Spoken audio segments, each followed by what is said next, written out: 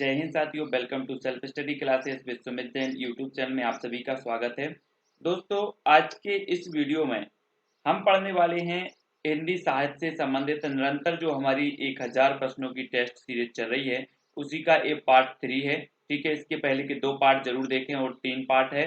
ठीक है, तो आज का जो हमारा पहला प्रश्न है, पद्मावत का लेखक कौन है। आपको प्रश्न क्रमांक 101 का उत्तर बताना है। जी हाँ दोस्तों, तो आप हमें इंस्टाग्राम में भी आप फॉलो कर सकते हैं, जहां पर इंस्टाग्राम में आपको सर्च करना है Sumit Jain self study classes. ठीक है, फेसबुक में सर्च करना है सुमित जैन, टेलीग्राम में सर्च करना है IAS स्टडी ट्रैक और ज्वाइन हो जाना है। ठीक है, तो पद्मावत का लेखक कौन है हमें बताना है।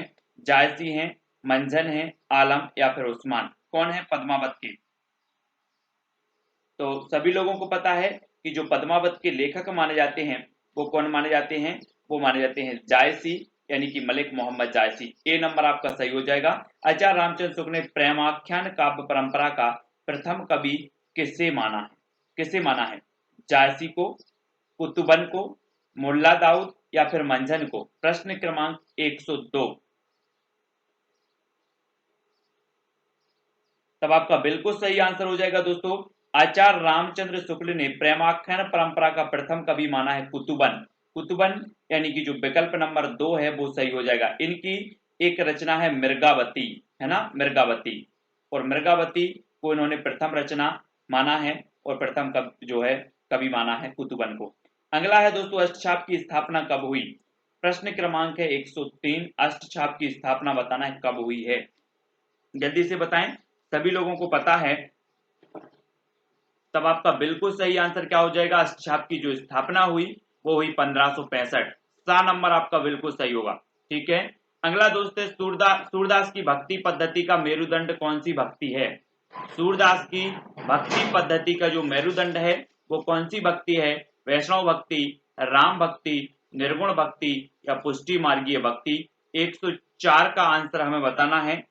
तब आपका बिल्कुल सही आंसर क्या हो जाएगा, सूरदास की भक्ति पद्धति का जो मेरुदंड है वो है पुष्टि मार्गीय भक्ति, यानी कि जो दा नंबर है, जो 4 नंबर है वो यहाँ पर बिल्कुल सही होगा। ठीक है, अगला है दोस्तों, अजगर करे न चाकरी, पंछी करे न काम, दास मलुका कह गए सबके दाता राम। उपर्युक्त पंक्तियां किस कवि की हैं। प्रश्न क्रमांक 105 का उत्तर बताना है। दादू दयाल की, लाल दास की, मलुकदास या फिर सुंदरदास की। अजगर करे ना चाकरी, पंछी करे ना काम, दास मलुका कहे गए सबके दाता राम। प्रश्न क्रमांक 105 और 105 का बिल्कुल सही आंसर होगा आपका विकल्प नंबर सा, यानी कि मलुकदास। ठीक है, अगला क्वेश्चन देख लेते हैं। कबीर किसके शिष्य थे। रामानुज के, रामानंद के, शंकराचार्य या फिर नानक देव के। कबीर किसके शिष्य थे। प्रश्न क्रमांक 106। तब आपका बिल्कुल सही आंसर क्या हो जाएगा, रामानंद। रामानंद के 12 शिष्य थे दोस्तों, और 12 शिष्यों में एक थे कबीर। ठीक है, तो आपका बी नंबर बिल्कुल सही होगा। चंदायन किस लेखक की रचना है। प्रश्न क्रमांक 107। तब आपका बिल्कुल सही आंसर क्या हो जाएगा, चंदायन जो मानी जाती है दोस्तों वो मानी जाती है मुल्ला दाऊद की, यानी कि जो विकल्प नंबर आपका सा है वो यहां पर सही हो जाएगा। ठीक है, अगला है ढोला मारूरा दुहा की रचयिता कौन है। प्रश्न क्रमांक 108। ढोला मारूरा दुहा की रचनाकार बताना है। कल्लोल, नंददास, आलम या फिर नारायण दास। प्रश्न क्रमांक 108। तो आपका बिल्कुल सही आंसर होगा, ढोला मारूरा दुहा के जो रचयिता माने जाते हैं। यहाँ पर कल्लोल दिया है तो आप कल्लोल लगाएंगे, कहीं कहीं पर कुशल लाभ भी मिलता है। तो कल्लोल दिया है तो कल्लोल, और कुशल लाभ दिया है तो कुशल लाभ। ठीक है, इस प्रकार से आपको याद रख लेना है। अगला क्वेश्चन देखो, किस रामायण के आदि काव्य मानकर, किस रामायण को आदि काव्य मानकर राम कथा के मूल स्रोत के रूप में स्वीकार किया जाता है। तो किस रामायण को, आनंद रामायण को, रागबोललास रामायण को, अध्यात्म रामायण या फिर वाल्मीकि रामायण को। किस रामायण को आदि काव्य मानकर रामकथा के मूल स्रोत के रूप में स्वीकार किया जाता है। प्रश्न क्रमांक 9 का आंसर। तो आपका बिल्कुल सही आंसर क्या हो जाएगा, जल्दी से कमेंट में लिखें। तब आपका बिल्कुल सही आंसर होगा डी, यानी कि वाल्मीकि रामायण। ठीक है, अगला देखो, जानकी हरण का रचयिता कौन है। जानकी हरण का रचयिता बताना है। कुमारदास, भवभूति, माधव भट्ट या फिर धनंजय। तो जानकी हरण का रचयिता कौन है? प्रश्न क्रमांक 110। और राइट आंसर आपका होगा कुमारदास। कुमारदास यानी कि जो विकल्प नंबर आ है वो यहाँ पर कंप्लीट हो जाएगा, कुमारदास। ठीक है। अगला है रज्जब, सुंदरदास, परागदास आदि संत कवि किस पंथ के अनुयायी थे? तो किस पंथ के थे? नानक पंथ के, दादू पंथ के, कबीर पंथ के या इस्लाम पंथ के? रज्जब, सुंदरदास, परागदास आदि संत कवि किस पंथ के अनुयायी थे? प्रश्न क्रमांक 111। और आपको बिल्कुल सही आंसर बताना है, तो राइट होगा क्या? दादू पंथ, वी नंबर। अगला है दोस्तों रामलला नेहचू किसकी रचना है? तुलसीदास की, रहीम की, केशवदास की या फिर नाभादास की? रामलला नेहचू बताना है। प्रश्न क्रमांक है 112। और 112 का आपका बिल्कुल सही आंसर होगा तुलसीदास जी की। किसकी रचना है? तुलसीदास जी की। ठीक है। रामलला नेहचू के रचनाकार कौन है? तुलसीदास, है ना। तो रामलला नेहचू आपका बिल्कुल सही आंसर होगा तुलसीदास। ठीक है। अगला है विद्यापति का जन्म कहाँ हुआ था? बिहार में, राजस्थान, मध्य प्रदेश या उत्तर प्रदेश? कहां पर हुआ था विद्यापति का जन्म? प्रश्न क्रमांक 113। और 113 का बिल्कुल सही आंसर हो जाएगा विद्यापति का जो जन्म हुआ था वो हुआ था बिहार में। बिहार यानी कि जो विकल्प नंबर आ है वो यहाँ पर राइट होगा। ठीक है। किस संप्रदाय में कृष्ण के वामांग में राधा के साथ कृष्ण की उपासना का विधान है? तो किस संप्रदाय में है? राधा वल्लभ संप्रदाय, हरिदासी संप्रदाय, निम्बार्क संप्रदाय या फिर वल्लभ संप्रदाय? प्रश्न क्रमांक 114 का उत्तर। तब आपका बिल्कुल सही आंसर होगा निम्बार्क संप्रदाय, यानी कि जो सा नंबर है वो यहां पर सही हो जाएगा, प्रश्न क्रमांक 114 का। ठीक है। अगला है तुलसीदास की भक्ति किस प्रकार की है? दास भाव, प्रेमा भक्ति भाव, पुष्टि मार्गी या फिर रागानुरागा भक्ति? 115 का तुलसीदास की भक्ति किस प्रकार की है? तब आपका बिल्कुल सही आंसर होगा दास भाव, यानी कि जो आ नंबर है वो बिल्कुल सही हो जाएगा। ठीक है। अष्टचाप के दार्शनिक गुरु कौन है? रामानंद, निम्बार्क, वल्लभाचार्य या शंकराचार्य? 116 का आंसर हमें बताना है। अष्टचाप के दार्शनिक गुरु कौन है? तो अष्टचाप के जो दार्शनिक गुरु हैं वो हैं वल्लभाचार्य, यानी कि जो बिल्कुल आपका सा है वो बिल्कुल सही हो जाएगा। ठीक है। अगला क्वेश्चन है भक्ति का प्रस्थान ग्रंथ कौन सा है? गीता, महाभारत, रामायण या फिर भागवत? प्रश्न क्रमांक 117 का उत्तर बताना, भक्ति का प्रस्थान ग्रंथ बताना है। तो आपका राइट आंसर क्या होगा? आंसर होगा दोस्तों भागवत, यानी कि जो विकल्प नंबर आपका डी है वो यहाँ पर भागवत सही हो जाएगा। ठीक है। अगला है मैं कहता हूं आंखन देखी, तू कहता है कागज की लेखी, कहने वाले भक्त कवि कौन थे? कुंभनदास थे, दादू दयाल थे, रज्जब या फिर कबीरदास थे? 118। मैं कहता हूं आंखन देखी, तू कहता है कागज लेखी, ये कबीरदास का कहने वाले भक्त जो थे कबीरदास थे। अगला क्वेश्चन देख लेते हैं। भक्तन को कहा सीकरी सो काम किस कवि की पंक्ति है? परमानंद दास की, कृष्णदास की, कुंभनदास की या फिर कबीरदास की? प्रश्न क्रमांक 119। भक्तन को कहा सीकरी सो काम किस कवि की पंक्ति है? और 119 का आपका बिल्कुल सही आंसर होगा, ये पंक्ति तो कुंभनदास की है, सा नंबर। ठीक है। नेक्स्ट है दोस्तों सूरदास का लीला वर्णन किससे प्रभावित है? महाभारत से, विद्यापति की पदावली से, गीत गोविंद से या फिर भागवत पुराण से? 120 का आंसर हमें बताना है कि सूरदास का लीला वर्णन किससे प्रभावित है। तो आपका राइट आंसर हो जाएगा दोस्तों भागवत पुराण से, डी नंबर। ठीक है। नेक्स्ट है इन कवियों में कौन सा कवि अष्टचाप से संबंध नहीं है? तो कौन सा नहीं है? कुंभनदास, केशवदास, सूरदास या कृष्णदास? 121 का आंसर बताना है इन कवियों में कौन सा कवि अष्टचाप से संबंध नहीं है। तो आपका बिल्कुल सही आंसर होगा केशवदास, यानी कि जो विकल्प नंबर आपका बी है, ये रीतिकाल के कवि थे। रीतिकाल और भक्तिकाल दोनों की कवि माने जाते हैं केशवदास, और बा नंबर यहाँ पर आपका बिल्कुल सही होगा। तुलसीदास कृत विनय पत्रिका की रचना किस भाषा में की गई है? तो किस भाषा में की गई? अवधी, खड़ी बोली हिंदी, ब्रज भाषा या फिर मैथिली? तो 122 का उत्तर हमें बताना है। और राइट आंसर आपका हो जाए उत्तर होगा व्रजभाषा। तुलसीकृत विनय पत्रिका की जो रचना है वो क्या है, व्रजभाषा है। ठीक है, नेक्स्ट देखो, केशवदास की किस रचना की गणना लक्षण ग्रंथ के अंतर्गत की जाती है, रतन बाबनी, रामचंद्रिका, जहांगीर जस चंद्रिका या फिर कवि प्रिया। 123 का आंसर बताना है। केशवदास की किस रचना की गणना लक्षण ग्रंथ के अंतर्गत की जाती है, और 123 का आपका बिल्कुल सही आंसर होगा कवि प्रिया, यानी कि जो विकल्प नंबर आपका डी है वो बिल्कुल यहाँ पर डी नंबर सही हो जाएगा। अगला क्वेश्चन देख लो, 84 वैष्णव की वार्ता का लेखक कौन है, गोकुलनाथ, नावादास, यदुनाथ या फिर हरिराय। 124 का आंसर, 84 वैष्णव की वार्ता के लेखक कौन है, तो आपका बिल्कुल सही आंसर होगा गोकुलनाथ, ए नंबर, आ नंबर आपका सही हो जाएगा गोकुलनाथ। ठीक है, नेक्स्ट है वर्वे रामायण किसकी रचना है, वर्वे रामायण तुलसीदास की, नरहरि वारहट की, केशवदास की या प्राणचंद्र चौहान की। 125 का आंसर, वर्वे रामायण किसकी रचना है, तो वर्वे रामायण की रचना है तुलसीदास, आ नंबर आपका बिल्कुल सही होगा तुलसीदास जी की। ठीक है, अगला है कृष्ण की सरस क्रीड़ाओं का वर्णन करने वाला प्रख्यात ग्रंथ कौन सा है, तो कृष्ण कर्णामृत, गीत गोविंद, कंस निधन महाकाव्य या फिर ध्वन्यालोक।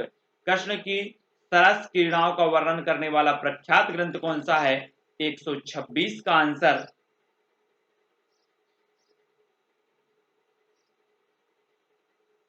आंसर आपका हो जाएगा दोस्तों कौन सा है, गीत गोविंद। गीत गोविंद यानी कि जो बी नंबर है वो बिल्कुल यहां पर सही होगा। अगला है सूरदास के संबंध में जानकारी का आधार ग्रंथ मुख्यतः कौन सा है, सूरदास के संबंध में जानकारी का आधार ग्रंथ मुख्यतः कौन सा है, भाव प्रकाश है, 84 वैष्णव की वार्ता है, सूर सागर सारावली है या फिर साहित्य लहरी है। प्रश्न क्रमांक 127 का उत्तर बताना है कि सूरदास के संबंध में जानकारी का आधार ग्रंथ मुख्यतः कौन सा है, तो आपका बिल्कुल सही आंसर हो जाएगा कौन सा है, तो आंसर होगा दोस्तों बी, 84 वैष्णव की वार्ता। ठीक है, बी नंबर। अगला है नानक देव का संबंध किस प्रवृत्ति से है, सगुणवाद से, नाथ पंथ से, निर्गुणवाद या सूफी मत से।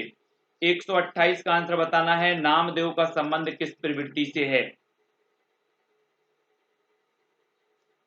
तो आपका बिल्कुल सही आंसर होगा दोस्तों निर्गुणवाद से। निर्गुणवाद यानी कि जो सा नंबर है वो यहां पर राइट हो जाएगा। परहित सरस धर्म नहीं भाई पंक्ति किस रचनाकार की है, 129 का आंसर यहां पर बताना है,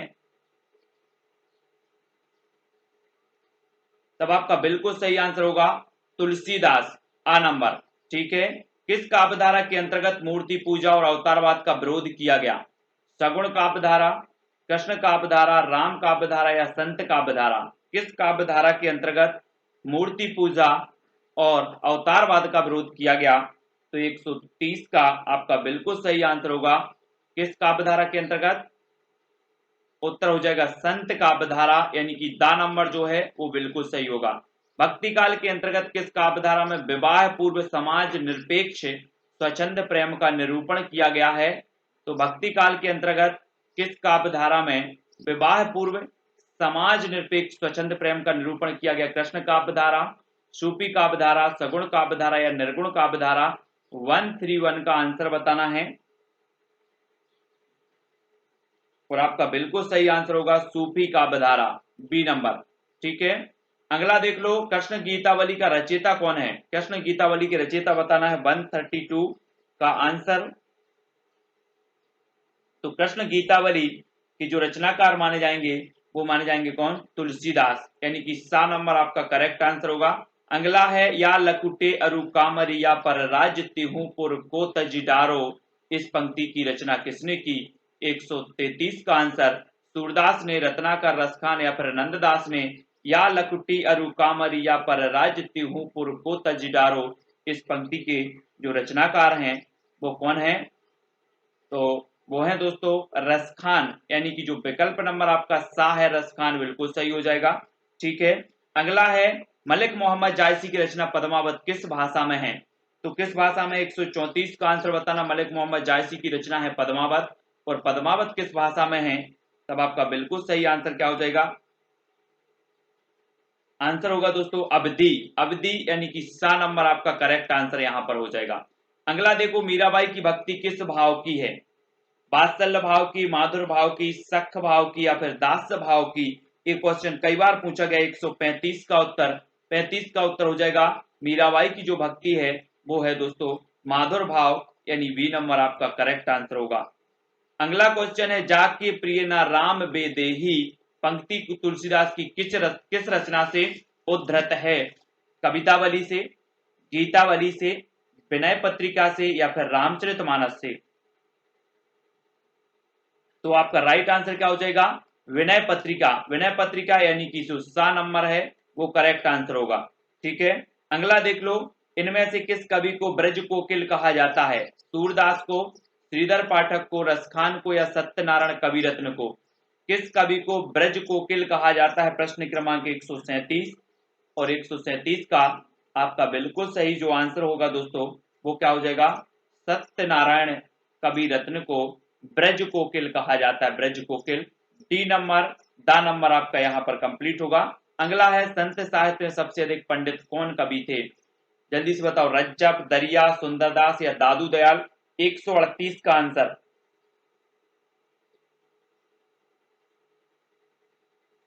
आंसर क्या हो जाएगा? 138। तब आपका राइट आंसर हो जाएगा दोस्तों कौन थे? सबसे अधिक जो पंडित थे वो कौन थे? देखो, सबसे अधिक पढ़े लिखे की बात आती है तो सुंदरदास थे, है ना। पंडित जो थे वो दादू दयाल, दादू दयाल यानी कि दा नंबर यहाँ पर करेक्ट आंसर हो जाएगा। ठीक है, अगला क्वेश्चन है, दुल्हन गाबहू मंगलाचार पद किसके द्वारा रचित है? तो किसके द्वारा रचित है? तुलसीदास, कबीरदास, सूरदास या फिर रसखान? 139 का आंसर बताना है। दुल्हन गाबहू मंगलाचार पद किसके द्वारा रचित है? तो 139 का आंसर बताना है और 139 का जो आपका बिल्कुल सही आंसर होगा सूरदास, सा नंबर। ठीक है, अगला देखो, रामचरितमानस में कितने कांड हैं? 5, 12, 8 या फिर 7? तब आपका करेक्ट आंसर क्या हो जाएगा? 7, यानी कि जो डी नंबर है वो करेक्ट होगा। अगला है, मानुष प्रेम भयु बेकुंठी पंक्ति किस कवि की है? 141 का आंसर बताना है। तब आपका बिल्कुल जो सही आंसर होगा वो मलिक मोहम्मद जायसी की है। ठीक है, मलिक मोहम्मद जायसी। नेक्स्ट बात कर लो, रीतिकाल को श्रृंगार काल की संज्ञा देने वाले विद्वान कौन है? रीतिकाल को श्रृंगार काल की संज्ञा देने वाले विद्वान कौन है? 142 का आंसर बताना है। तब आपका बिल्कुल सही आंसर होगा, रीतिकाल को जो श्रृंगार काल की संज्ञा दी है वो दी है विश्वनाथ प्रसाद मिश्र ने, सा नंबर। ठीक है, नेक्स्ट बात करते हैं, कठिन काव्य का प्रेत किस कवि को कहा जाता है? 143 का आंसर और राइट आंसर क्या होगा? कठिन काव्य का जो प्रेत कहा जाता है वो कहा जाता है केशव दास को। ठीक है, आ नंबर। अगला है दोस्तों, आगे के कवि रीझ हैं तो कविताई ना तो राधिका कन्हाई सुमिरन को बहानो है, ये पंक्तियां किस कवि की हैं? मतीराम, भिखारी दास, रसलीन या फिर बिहारी की? तो 144 का आपका बिल्कुल सही आंसर हो जाएगा दोस्तों, ये भिखारी दास की हैं, वी नंबर।